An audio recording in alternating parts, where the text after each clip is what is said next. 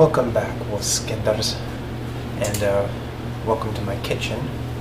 And today's video, I'm going to be making a keto blueberry cobbler. Now this is a basic, so this can be tweaked in any way, shape, or form. Now I have two pans here. I have a bread loaf, and I have a casserole dish. Now you can use either type one you want, but the ingredients will still be the same. So if you want this one or this one, is either fine. And so what we're going to do is we're going to fill these dishes up. I'm going to fill one of these dishes up. Now I'm going to go with this one because I like this one.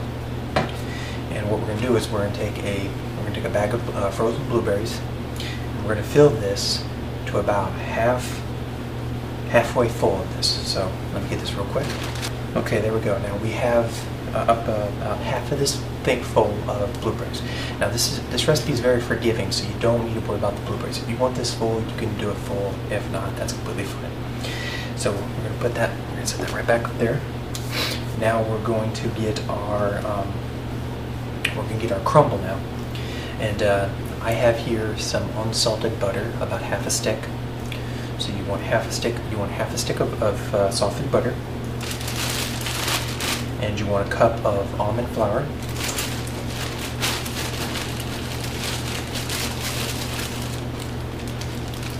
So there's a cup of almond flour. And now for the sweetener, this is optional. I've tried both, but these are optional. You can go with the Trivia. And this brand says on the back, it says for the equal amount of half a cup of sugar, you use a 1/4 cup of this. You can use this. I don't mind it. I have used this before. But I found that the Swerve brown sugar is really good with this. Now like I said, you can use either one. Now this is $8. Yeah, this is $8 where I'm at. And this is, and the other one was like $6 or $7. So, either one you want, cheap wise, get that. So, but either one is okay. But you at least want half a cup of sweetener. Now I'm gonna go with brown sugar. I like it. Now you can put a sweetener in with your blueberries if you want to. I found that it's just too sweet for me nowadays, so I don't do that anymore. But you can do that. Maybe like, if you wanted to do that, maybe a tablespoon, maybe a teaspoon or tablespoon, depending on your sweetness tolerance. If you want it just a little bit sweet, or you want it really sweet, maybe like just for a mild sweet, maybe a teaspoon, and for a really good sweetness, maybe a tablespoon. But I found that the brown sugar actually does a really good job of sweetening it for me. A little expensive. Like, this is the most expensive ingredient I actually have, is brown sugar. So that's why I tried it with the Trivia. So that way, in case you can't afford it, you can still make this. The brown sugar is a little bit tricky to get out, so that's always the problem. It's always a little tricky to get the brown sugar out. Okay, that's about half a cup, but that's still pretty good for me. I'm gonna put that in there,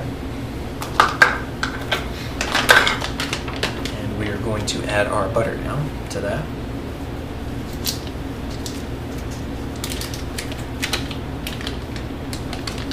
There we go. Let's throw that away. And you can take either a mixer or a fork and just start mixing this together.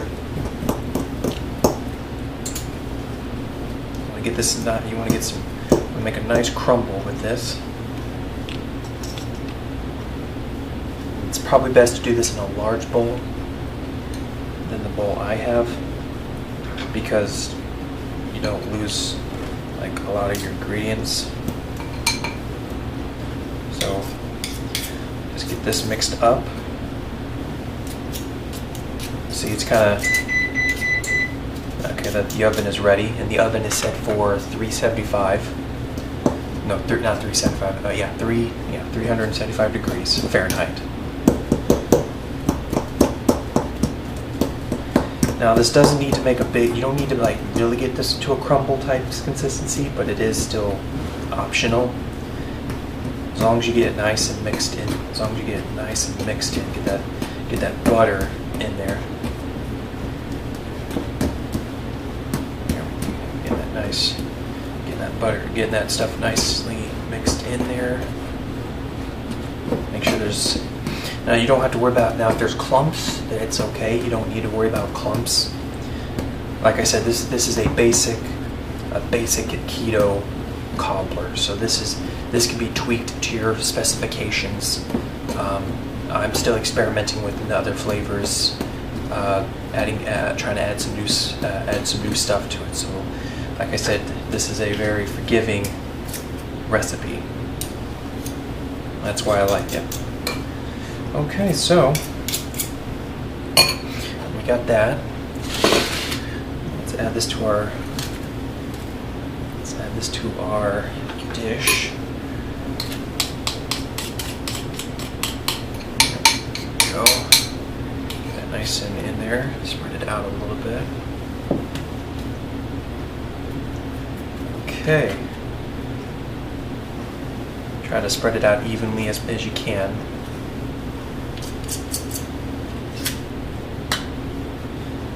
That way each blueberry gets a bit of that brown sugar, or sugared, or the truvia. Okay, there we go. All right, now I'm going to stick this in a preheated 375 degree oven for about 40 minutes. 35 to 40 minutes is my recommendation. You can go longer if you want a little bit, but I do 35 to 40 minutes.